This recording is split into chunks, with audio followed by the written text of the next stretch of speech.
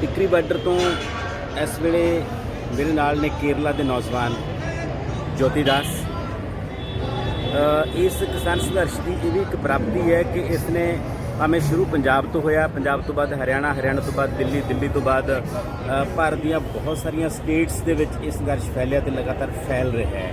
ਇਹਦਾ ਇੱਕ ਸਬੂਤ ਹੈ ਕਿ ਇਸ ਵੇਲੇ ਮੇਰੇ ਨਾਲ ਜੋਤੀ ਦਾਸ ਹੈ, ਜਿਹੜਾ ਸਟੂਡੈਂਟ ਵੀ ਹੈ, ਸਕਾਲਰ ਵੀ ਹੈ, ਐਕਟਿਵਿਸਟ ਵੀ ਹੈ ਤੇ ਇਸ ਸੰਘਰਸ਼ ਦੇ ਵਿੱਚ ਇਹਦੀ ਸ਼ਮੂਲੀਅਤ ਹੈ।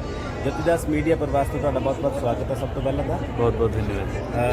ज्योति दास, पहले तो आप अपनी थोड़ी सी इंट्रोडक्शन दीजिए कि आप क्या हैं, क्या कर रहे हो, उसके बाद आपसे किसान संघर्ष के संबंध में कुछ बात करें। ठीक है जी, मेरा नाम ज्योति दास है और मैं केरल के कन्नूर ज़िला के एक गांव से आता हूँ और मैं अपना पढ़ाई जो है फाइन आर्ट्स के सब्जेक्ट में, पेंटिंग, प्रिंट मेकिंग, ये सब के सब्जेक्ट में किया है। और उसके बाद मैंने JNU ज्वाइन किया 2012 में। वहाँ पे मेरा MPhil पूरा हुआ 2015 में और अभी PhD के विद्यार्थी था। सरकार ने लगातार जन भावना के खिलाफ,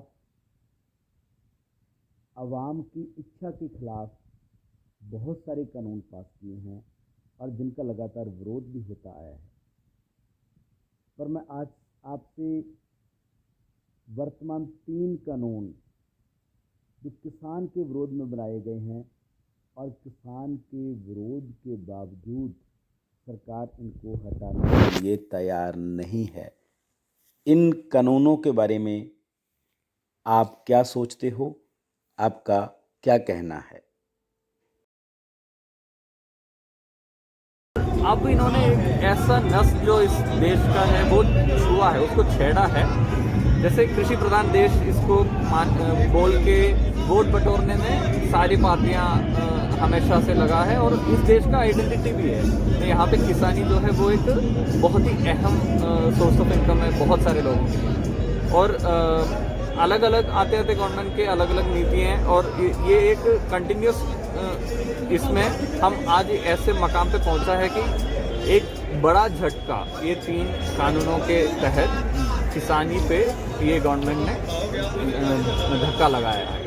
तो उसका इस तरीके से इस स्केल में और इस डिटर्मिनेशन के साथ जो आंदोलन बना हुआ है अभी, उसमें हम स्टूडेंट्स को और ख़ास करके कलाकारों को, क्योंकि मैं एक कलाकार भी हूँ और जिस तरीके से इस गवर्नमेंट ने फ्रीडम ऑफ स्पीच पे कंटिन्यूसली अटैक किया है, उसका अलग अलग तरीके के कलाकारों पे, कार्टूनिस्ट हो या फिर स्टैंड अप कॉमेडियंस हो या फिर राइटर्स हो, अलग अलग लोगों पे। और ख़ास करके अगर वो एक रैशनल सोच रखने वाले लोग हैं जो अंधविश्वास के खिलाफ लड़ रहे हैं, उनका हत्या हुआ है, जर्नलिस्ट लोगों का हत्या हुआ है, तो मैं ये समझता हूँ कि ये मुद्दा जो है हर वो नागरिक जो इंडिया के डेमोक्रेसी एक हेल्दी स्टेट में देखना चाहते हैं, उनके लिए ये जो लड़ाई जो अभी चल रहा है वो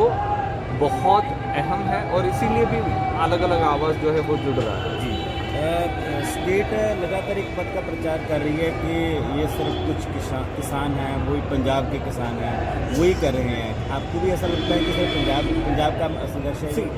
संघर्ष जब ऐसे बड़ी मुद्दों पे संघर्ष होती है तो ये तो जाहिर सी बात है कि कहीं ना कहीं से वो शुरू हो, और पंजाब के किसानों ने इसको एकदम नज़दीकी से समझ पाए क्योंकि उसका किसानी किस तरीके से स्ट्रक्चर्ड है, मंडी सिस्टम वगैरह, उसको वो लोग अच्छे तरीके से वाकिफ़ हैं और उसके प्रॉब्लम्स को लेके वो लोग जागरूक सबसे पहले हुए।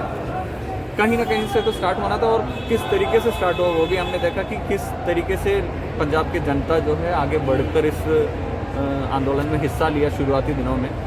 तो अब देखिए कि अलग अलग राज्यों से आवाज़ें जुड़ रही है और इसमें मतलब सेंट्रल गवर्नमेंट जो है इसको बिल्कुल रोक नहीं पा रहे हैं, क्योंकि जनता का सवाल है वो अलग अलग, जब कोई एक खड़ा होता है तो दूसरा उसके साथ में खड़ा होने में आसानी होता है। तो वो अभी आपको दिखाई दे रहा है, अलग अलग जो मोर्चा हैं दिल्ली के अराउंड बने हुए हैं, तो वहाँ पे ऐसा नहीं है कि सिर्फ पंजाब का हिस्सा है। कला के प्लेटफॉर्म से अगर हम बात करें, आप कलाकार हो, बेसिकली स्टूडेंट हो, कलाकार हो, एक कलाकार का या एक कला का इस संघर्ष में कैसा योगदान आप देख रहे हैं? बात है कि ऐसे पॉलिटिकल मोमेंट्स में जहाँ पे बहुत सारे अनसर्टेनिटीज़ हैं कि आगे क्या होने वाली, इमीडिएटली क्या होने वाला है, ऐसा बहुत सारे मुद्दे रहते हैं जो इमीडिएटली एड्रेस करना रहता है। लेकिन जिस तरीके से नारे इम्पोर्टेंट है, नारे जो है वो शब्दों से बनती है, और शब्द जो है वो लेखक अपने आप में एक कला है। जिस तरीके से नारा गाना बनता है वो आंदोलन को जोड़ के रखने में एक बहुत ही अहम हिस्सा है। आप समझेंगे जिस तरीके से नाटक जो है वो हिस्सा है, परफॉर्मेंसेस जो है वो हिस्सा है, उसी तरीके से दृश्य कला जो है वो भी आज हम एक विजुअल कल्चर की बात करते हैं जहाँ पे अलग अलग चीज़ें जुड़े हुए हैं। ऐसा ही नहीं कि कला सिर्फ कलाकार जो कैनवास पेंट करते हैं और एग्जीबिशन में टांगते हैं वो नहीं, बल्कि जल्द से जल्द चीज़ें जो है फ़ॉन्ट वगैरह में शेयर हो रहे हैं, तो वहाँ पे लोग बैठे हुए हैं, विजुअल्स क्रिएट कर रहे हैं। फोटोग्राफी जो है वो एक अहम हिस्सा निभाया है इसमें। और जिस तरीके से आज टेक्नोलॉजी एक मोमेंट पे है जहाँ पे लोग बातें जो है बहुत विजुअल्स जो है बहुत जल्दी एक दूसरे से शेयर कर रहे हैं, तो विजुअल आर्टिस्ट कई सारे लोग इसमें जुड़े हुए हैं। कुछ जो यहाँ पे दिख रहे हैं, कुछ जो बैकग्राउंड में है, लेकिन अपने योगदान जो है कंटिन्यूसली दे रहे हैं। रही बात किस तरीके से ये अहम है एक आंदोलन के लिए, वो मैं समझता हूँ कि ऐसे बड़े आंदोलन हम कलाकारों के लिए इस तरीके का सवाल उठाते हैं कि हम जुड़े तो मतलब किस हद तक हम इस तरीके से जुड़े। तो आज कला का दुनिया भर में ये एक सवाल है कि हम ज़्यादातर देख रहे हैं कि म्यूज़ियम्स, बड़े बड़े म्यूज़ियम्स जो है विदेश के, वो सारे कॉरपोरेट कब्जे में है। और ऐसे कई सारे कलाकार दुनिया भर में है जो अभी अपने कला के थ्रू और एक्टिविज्म के थ्रू, और ये दोनों साथ में चलता है। और ये लोगों, खास करके कला जगत के लोग जो है ये समझ चुके हैं कि ये दो लड़ाई जो है वो अलग नहीं हो सकती। तो जहाँ पे भी हमें इस तरीके का कॉरपोरेट लूट की बात हो रही है, तो वहाँ जाहिर सी बात है कि हमें अपनी आवाज़ जो है वो जोड़ना होगा। एक तरफ किसान जिंदगी की कैनवस में अपने रंग भर रहा है, अपने संघर्ष के जरिए रंग भर रहा है। दूसरी तरफ इसी संघर्ष में बहुत सारे कलाकार हैं जो अपनी कला के माध्यम से इस संघर्ष को और ताकत दे रहे हैं। मैं आखिरी सवाल आपसे ये करूँगा कि आप केरला से हो, केरला को हिंदुस्तान की एडवांस स्टेट कहा जाता है, और सरकार ने पिछले दिनों प्रचार किया कि केरला में भी APMC नहीं है, वहाँ आप क्यों नहीं जाते, वहाँ आप क्यों मुद्दा नहीं उठाते। केरला में किसानों की क्या स्थिति है, केरला के प्रसंग में इस संघर्ष की क्या भूमिका बनती है? ये इस बात को समझने के लिए केरला का खेती का जो हिस्ट्री है वो थोड़ा सा समझना होगा। हम जो है थोड़ा ज़्यादातर खेती जो चीज़ की होती है, खाद्य पदार्थों का खेती, जैसे चावल का खेती जो है वो हम जितना करते हैं वो पर्याप्त मात्रा में नहीं होता, तो हम अनाज जो है बाहर से लेते हैं। पुराने वक्त में जब ग्रीन रेवोल्यूशन की बात हो रही थी तो हमारा कैश रिच जो क्रॉप्स है, कैश क्रॉप्स है, जैसे स्पाइसेस हुए हैं और रबर जैसे नेचुरल रबर का खेती होती है जो बहुत प्रचलित है केरल में।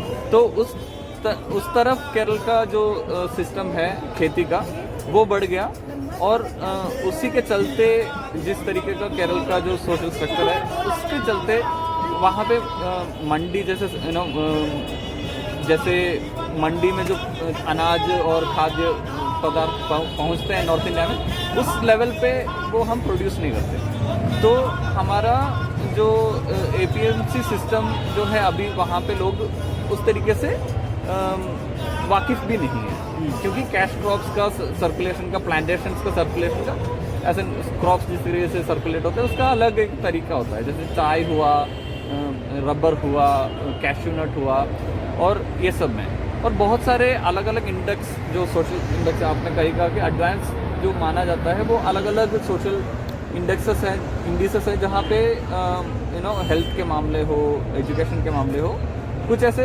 सेक्टर्स है, पब्लिक सेक्टर्स, जहाँ पे बारी बारी जो भी गवर्नमेंट आए वो बहुत ज़्यादा हद तक उसमें क्षति नहीं कर सकते। और जब अभी हमारे पास एक लेफ्ट डेमोक्रेटिक फ्रंट का गवर्नमेंट है और इन्होंने पिछले 5 साल में बहुत सारा काम जो है एजुकेशन के सेक्टर में और ख़ास करके हेल्थ के सेक्टर में, हमें ये अभी जो महामारी चल रहा है उसके पहले नीपा जैसे एक महामारी वायरस का हुआ था, उसके अलावा हम अलग क्राइसिस जैसे प्रलय 2 बारी बहुत बड़ा प्रलय हुआ, तो ये सब में भी केरल के जनता जो है हमारा जो बेसिक पब्लिक इंफ्रास्ट्रक्चर है उसका लाभ उठाया है।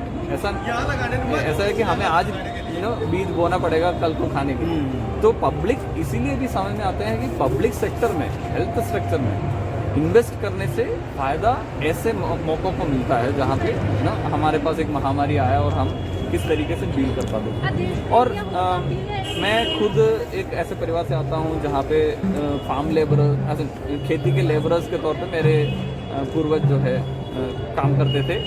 और केरल एक ऐसा स्टेट है जहाँ पे लैंड रिफॉर्म्स हुआ है। बहुत सारे लोग जो कभी अपने पास्ट जनरेशन्स में कभी लैंड ऑन नहीं किए, ऐसे कई सारे लोगों के हाथ में ज़मीन जो है वो आया है। और वो जो है केरल का सोशल जो स्ट्रक्चर को डिफाइन करने में बहुत अहम भूमिका निभाया है। और उसके चलते ऐसे मेरे परिवार के पास भी कुछ जो लैंड का हिस्सा आया, उसमें मेरे बचपन में रबर लगाए हुए थे और उसका लाभ जो है मैं अपने पढ़ाई के वक्त में मुझे सपोर्ट करने में फैमिली को मिला है। तो उस तरीके से एकदम से जिस तरीके से किसानी परिवार पंजाब में होते हैं उस तरीके का किसानी परिवार से नहीं आता हूँ मैं, लेकिन एक अहम हिस्सा हिस्ट्री का ये है कि हमारे गांव में ये स्वतंत्रता संग्राम के दौरान, इंडिपेंडेंस के ठीक बाद भी जो लैंड ऑनिंग जो ज़मींदार लोग हैं दूसरे गांव के, उनके खिलाफ मोर्चा खड़ा हुआ था बहुत ज़ोरदार। और उसमें इंडिपेंडेंस से पहले जो है हम बचपन में ये सब कहानी सुनते थे कि मलाबार स्पेशल पुलिस एक हुआ करता था ब्रिटिश पुलिस का, उन्होंने बेरहमी से हमारे गांव के लोगों को पीटा था। ये सब कहानी जो है हम जो है सुनते हुए बड़े हुए, तो हमें उस तरीके से उस कहानियों के साथ रिश्ता बनाने में मौका नहीं लगा। वो मैं अपने गांव से कई दिन सालों तक बाहर रहा है मेरा पढ़ाई के चलते, लेकिन बात यह है कि वहाँ पे उस तरीके का हिस्सा है। तो इस कारण अभी भी मेरे गांव में जब मैं सोशल मीडिया में कुछ ये फार्मर्स प्रोटेस्ट के बारे में डालता हूँ तो वो लोग बहुत बढ़ चढ़कर मुझे बढ़ावा दे रहे हैं, सपोर्ट कर रहे हैं, मेरे बातों को सुन रहे हैं ध्यान से, गौर से। और मुझे फ़ोन कॉल्स आ रहे हैं लोगों से ये कहते हुए कि हम और चीज़ें जानना चाहते हैं। तो मैं समझता हूँ कि ये भी मेरा जिम्मेदारी बनता है कि मैं अपने लैंग्वेज में भी थोड़ा बहुत इन्फॉर्मेशन जो है यहाँ पे अगर जो भी हो रहा है उसके बारे में देता जाऊँ। ਦੋਸਤੋ ਆਪਾਂ ਪੰਜਾਬ ਦੇ ਵਿੱਚ ਅਕਸਰ ਗੱਲ ਕਰਦੇ ਹਾਂ ਕਿ ਪੰਜਾਬ ਦੇ ਵਿੱਚ ਮੁਜ਼ਾਹਰਾ ਮੂਵਮੈਂਟ ਚੱਲੀ, ਜਿਹੜੇ ਲੋਕ ਕਿਸਾਨ ਜ਼ਮੀਨਾਂ ਤੇ ਖੇਤੀ ਕਰਦੇ ਸੀ ਪਰ ਖੇਤਾਂ ਦੇ ਮਾਲਕ ਨਹੀਂ ਸੀ, ਉਹਨਾਂ ਨੇ ਉਸ ਦੌਰ ਦੇ ਵਿੱਚ ਸੰਘਰਸ਼ ਲੜਿਆ। ਤੇ ਤੁਸੀਂ ਜੋਤੀ ਦਾਸ ਤੋਂ ਸੁਣਿਆ ਕਿ ਉੱਥੇ ਵੀ ਕੇਰਲਾ ਦੇ ਵਿੱਚ ਵੀ ਬਹੁਤ ਪਹਿਲਾਂ ਲੋਕਾਂ ਨੇ ਇਸ ਕਿਸਮ ਦਾ ਜਿਹੜਾ ਸੰਘਰਸ਼ ਲੜਿਆ। ਇਸ ਕਿਸਮ ਦੀਆਂ ਕਹਾਣੀਆਂ ਕੇਰਲਾ ਦੇ ਪਿੰਡਾਂ ਦੇ ਵਿੱਚ ਵੀ ਉੱਥੋਂ ਦੇ ਲੋਕ ਸੁਣਾਉਂਦੇ ਨੇ ਤੇ ਜੋਤੀ ਦਾਸ ਨੇ ਉਹ ਗੱਲਾਂ ਸਾਡੇ ਨਾਲ ਸਾਂਝੀਆਂ ਕੀਤੀਆਂ ਨੇ। ਸੋ ਆਪਾਂ ਅਗਲੇ ਦਿਨਾਂ ਦੇ ਵਿੱਚ ਜੋਤੀ ਦਾਸ ਨਾਲ ਹੋਰ ਗੱਲਾਂ ਬਾਤਾਂ ਵੀ ਕਰਾਂਗੇ, ਹੋਰ ਇਸ਼ੂਜ਼ ਤੇ। ਫਿਲਹਾਲ ਮੀਡੀਆ ਪ੍ਰਵਾਸ ਲਈ ਇੰਨਾ ਹੀ। ਤੁਹਾਡਾ ਬਹੁਤ ਬਹੁਤ ਧੰਨਵਾਦ।